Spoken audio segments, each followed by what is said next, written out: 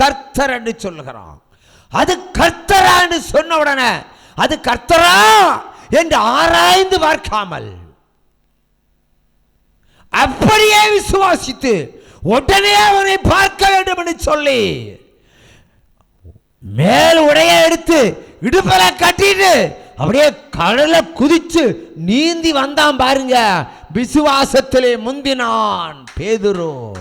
இதுவரைக்கும் தோத்த பேதுரு இங்க ஆபத்து என்று தெரிந்தோம். கடற்கரை ஆழம், என்னை கொன்று போட்டாலும் பரவாயில்லை, கடல் இருக்கிற மீன்கள் என்னை முழுங்கினாலும் பரவாயில்லை, இயேசுவை தேடி நீந்தினாம் பாருங்க. எல்லாவற்றிலும் ஜெயமாய் வந்தான் பேதுரு. உற்சாகமா பேதுருக்கு ஒரு கையை தட்டுங்க. அல்லேலூயா, அல்லேலூயா. நம்மளை யோசிப்போமா? கடலை குதிக்க யோசிப்போமா? ஒரு மாதிரி இயேசு கடற்கரையில் நடந்து வந்தார், கடல் மேலே நடந்து வந்தார். ஆண்டவரே நான் எனக்கு நடக்கணும். சரி நடந்து வரல. கொஞ்சம் தூரம் நடந்தான், கொஞ்சம் தூரம் நடந்தான். கொஞ்சம் காற்றை ஆண்டவர் விட்டார், கொஞ்சம் தண்ணி கொஞ்சம் ஆட ஆரம்பிச்சு. ஐயோ மூழ்கி போனா, ஆண்டவரே காப்பாற்றணும். அற்ப விசுவாசின்னு சொன்னார். விசுவாசம் இல்லை, அவன் ஓட முயற்சி பண்ணுகிறான், ஆனால் விசுவாச ஓட்டம் இல்லை. அங்கே விழுந்தவன் இன்றைக்கு கடலை குறித்து கவலை இல்லை.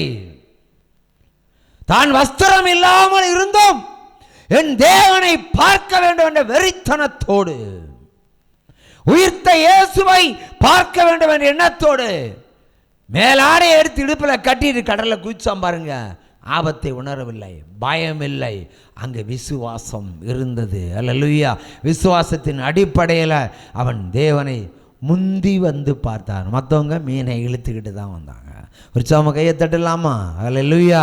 ஆகவே இந்த இடத்துல பேதுரு ஜெயித்தது போல நாமெல்லாம் விசுவாசத்தில் என்ன செய்யணும்? முந்தி ஜெயிக்கணும். நம்ம ஒரு அடிக்கடி ஒரு பாட்டு பாடுவோம். என்ன பாட்டு பாடுவோம்?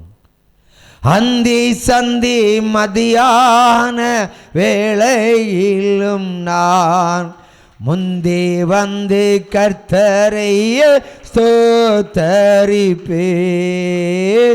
அந்தி சந்தி மதியான வேளையிலும் நான் முந்தி வந்து கர்த்தரை ஸ்தோத்தரிப்பேன். அல்லேலூயா, அல்லேலூயா, அல்லேலூயா.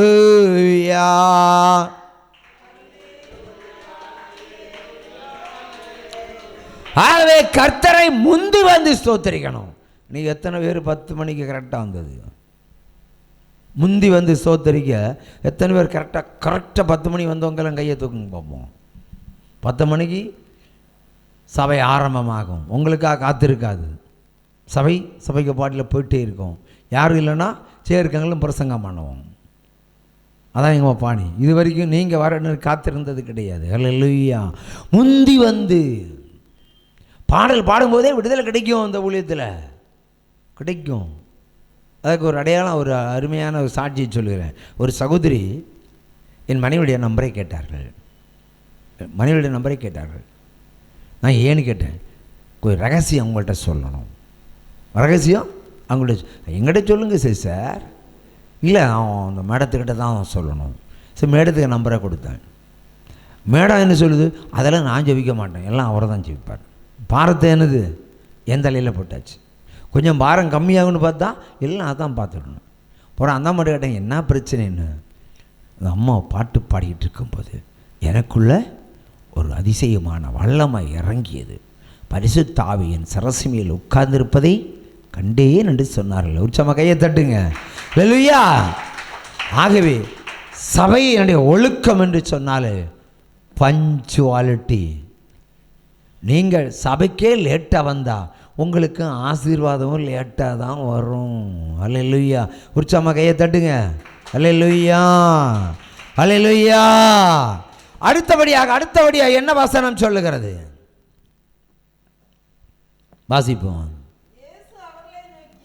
இயேசு அவர்களை நோக்கி, 6ஆம் வசனம் இல்லை 7 முடிஞ்சாச்சுல்ல.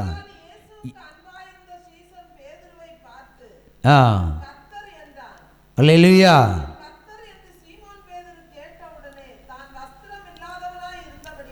ஆமென்.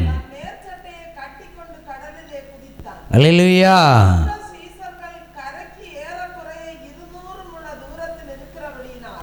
ஆமென்.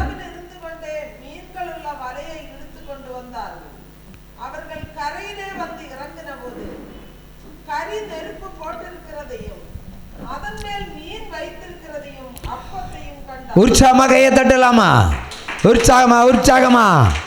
அவர்கள் கரையில் வந்து இறங்கின பொழுது கரி நெருப்பு போட்டிருக்கிறதையும் அதன் மேல் மீன் வைத்திருக்கிறதையும் அப்பத்தையும் கண்டார்கள். சூப்பராக கையை தட்டலாமா? அல்லேலூயா அல்லேலூயா அல்லேலூயா. 5வது வசனம் என்ன சொல்லுகிறது உங்களுக்கு? ரிவீல்ஸ். இயேசு அவர்களை நோக்கி, பிள்ளைகளே, புசிக்கிறதுக்கு ஏதாவது உங்களுக்கு உண்டா? அதற்கு அவர்கள் ஒன்றுமில்லை என்றார்கள். அல்லேலூயா. 10வது வசனம் என்ன சொல்லுகிறது? 9வது வசனம் என்ன சொல்லுகிறது?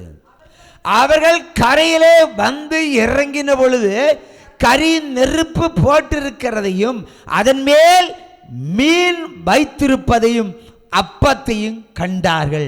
உற்சாகமா கையை தட்டுங்க. மறுபடியும் சொல்லுகிறேன், 5வது வசனத்தில் அங்கே ஒரு மீனும் கிடையாது. அவர் என்ன கேட்குறாரு? மீன் இருக்கா?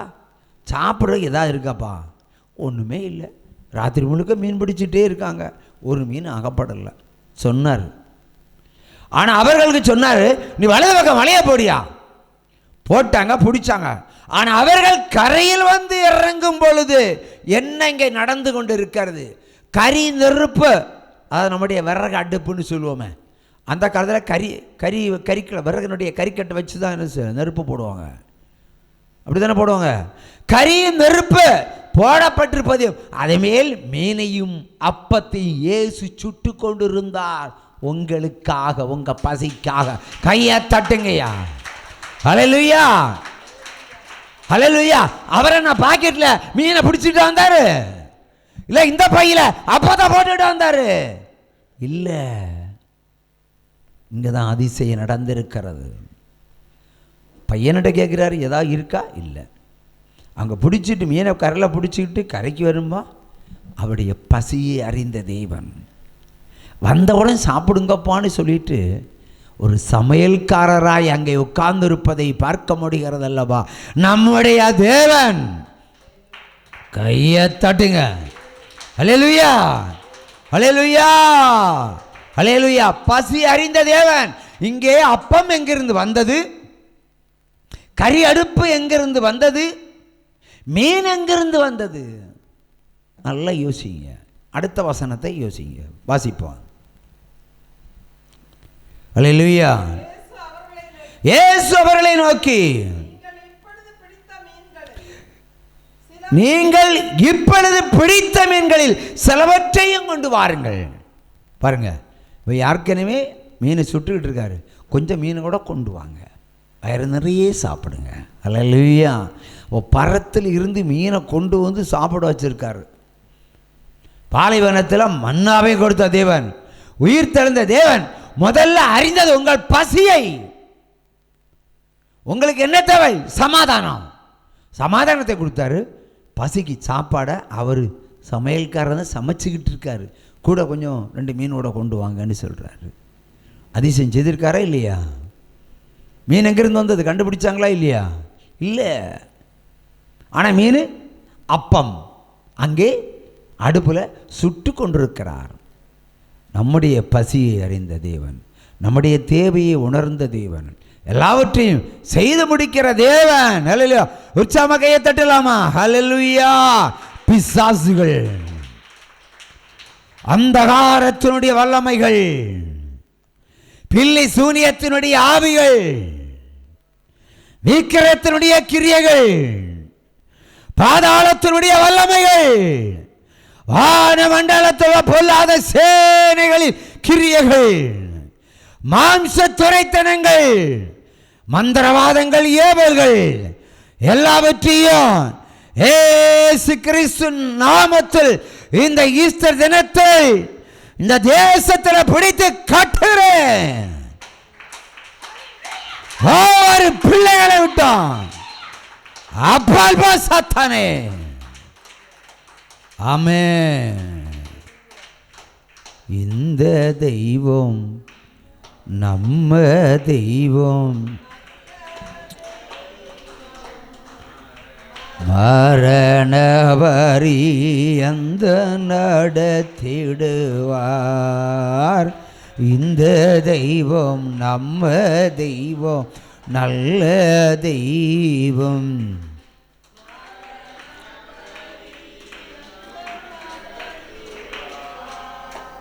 அல்லேலூயா. அல்லேலூயா. 12:11-12 வாசிப்போம். சீமோன் பேதுரு படவில் ஏறி 153 பெரிய மீன்களால் நிறைந்த வலையை கரையில் இழுத்தான். இத்தனை மீன்கள் இருந்தும் வலை கிழியவில்லை. இயேசு அவர்களை நோக்கி, வாருங்கள், போஜனம் பண்ணுங்கள் என்றார். அவரை கர்த்தருடைய சீசர்கள் அறிந்திருக்கிறபடியினால் அவர்களில் ஒருவனும் நீ யார் என்று கேட்க துணியவில்லை. 13 தொடர்ந்து வாசி. அப்பொழுது இயேசு வந்து அப்பத்தையும் மீனையும் எடுத்து அவர்களுக்கு கொடுத்தார். இயேசு மரித்தோரிடத்திலிருந்து எழுந்த பின்பு இது 3வது தரிசனம். அல்லேலூயா, அல்லேலூயா, அல்லேலூயா. சீசர்களுக்கு முதல் முறையாக சமாதானத்தை கொடுக்க வந்தார். தோமாவுக்கு முன்பாக தரிசனமாகி விசுவாசத்தை கொடுத்தார். அபிவிசுவாசி ஆகிறாது என்று சொன்னார். 3ஆம் முறைய தரிசனமாகி நீங்கள் பசியோடு இருக்கக்கூடாது என்பதற்காக ஒரு சமையல்காரராய் வந்து பசி அறிந்து உங்களை போஜனத்தை அவர் கட்டளையிட்டிருக்கிறார். அல்லேலூயா. ஆகவேதான் இன்றைக்கு இந்த உலகத்தில் இருக்கிற ஜனங்கள், நீங்கள் 1000 கோடி கடனாளியாக இருந்தாலும் ஒருவரையும் பசியோடு இருக்க விட மாட்டார். எல்லாரும் சாப்பிடக்கூடிய காரியங்களையாவது அவர் எதங்கள் வழிகளில் வாக்கி செய்து கொண்டிருக்கிறார். அல்லேலூயா. அன்றைக்கு அப்போஸ்தலர்களுக்கு சீசர்களுக்கு கொடுக்கப்பட்ட சாப்பாடு இன்று நமக்கு மறைவாய் கொடுக்கப்படுகிறது. அல்லேலூயா. யாரும் பசியோடு இருந்ததில்லை. அல்லேலூயா. ஆனால் இனி ஜனங்கள் பசியோடு இருப்பார்கள். உற்சாகமாக கையை தட்டுங்க. இந்த தெய்வம் நம்ம தெய்வம், நல்ல தெய்வம்.